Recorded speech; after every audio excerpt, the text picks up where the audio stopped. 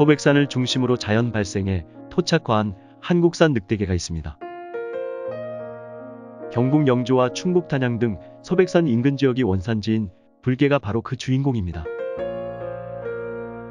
구전에 의하면 불개는 소백산에 살던 야생 늑대가 인근 집게 누렁이와 자연 교배에 생겨난 대한민국의 토종개입니다.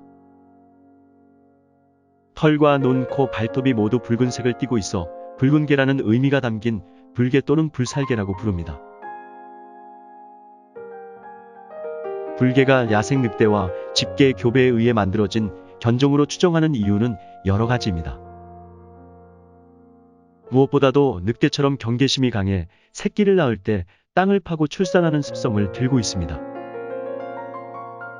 또 사진처럼 송곳니가 크고 날카로운 특성이 있습니다. 늑대처럼 좁은 가슴과 긴 허리, 긴 주둥이, 뾰족하면서 쫑긋하게 서는 두 귀의 특징도 그 이유로 꼽습니다. 늑대의 새끼처럼 불개 강아지들도 어렸을 때에는 푸른 눈을 갖고 있다가 자라면서 붉은 눈으로 변한다고 합니다. 또 늑대 새끼들이 가슴에 흰 점을 갖고 있듯이 불개의 새끼들도 가슴에 흰 점이 나타납니다. 태어나면서부터 함께 지낸 주인에게는 충성심이 강하지만 어느 정도 자란 상태에서 분양한 경우엔 새 주인에게 쉽게 정을 주지 않는 습성도 있다고 합니다. 늑대의 야성이 그대로 남아있기 때문입니다.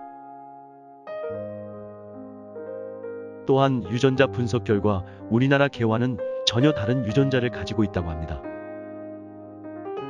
늑대와 진돗개 사이에서 태어난 진도 늑대개처럼 물을 좋아한다고 합니다.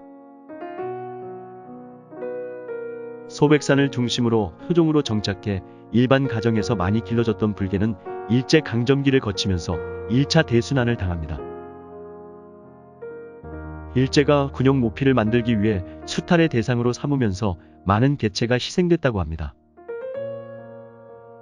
이후 다시 개체수가 불어나 1980년대 중반만 해도 경북 영주와 안동, 충북 단양 등에서 흔하게 볼 수 있게 됐지만 약개로 소문나 보신용으로 희생되면서 거의 멸종에 이르렀습니다. 두 번째로 대순환을 당한 겁니다. 상황이 이렇게 되자 2000년쯤에 토종 불개를 복원하겠다며 뛰어든 이가 있습니다. 경북 영주시에 소재한 A대학교의 비교수가 자신의 고향인 영주에서 불개가 사라지는 것을 안타까워해 직접 복원에 나섰던 겁니다. 복원 사업 초기엔 비교수가 재직하는 A대학교도 관심을 갖고 지원하는 등 활발히 진행됐다고 합니다.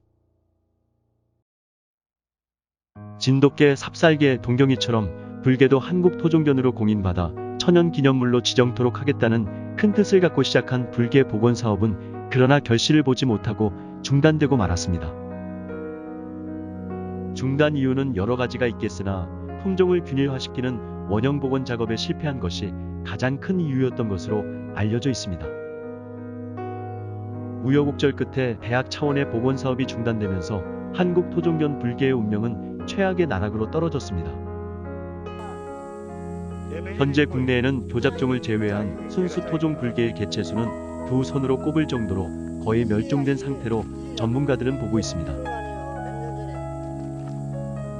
한국산 늑대개의 대부로 알려진 이정웅 울프파크 대표에 의하면 현재 국내에 남아있는 순수 토종 불개의 개체수는 10마리 정도에 불과하다고 합니다. 이는 곧 불개가 멸종 카운트다운에 들어갔음을 의미합니다. 이미 발등에 불이 떨어진 상태입니다. 이런 다급한 상황에서 마지막으로 꺼져가는 불씨를 되살리고자 나선 이가 있어 주목받고 있습니다.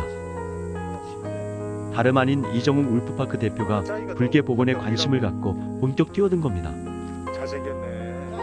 비록 늦었지만 이 대표는 2004년부터 쌓아온 늑대 복원 사업 경험과 늑대개 생산 노하우를 갖고 있기 때문에 그에 거는 기대감은 남다릅니다.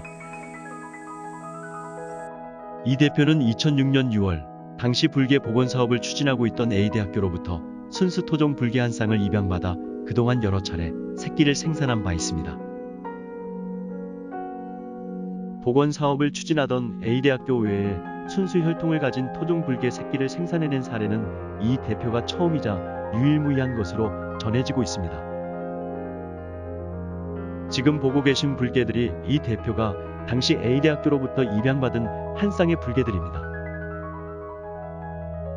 이 대표는 자신이 생산한 새끼 중 불개의 특성을 잘 갖춘 순수 혈통의 불개만을 골라 올해 8월까지 암컷 3마리, 수컷 1마리 등 4마리를 직접 길러왔습니다.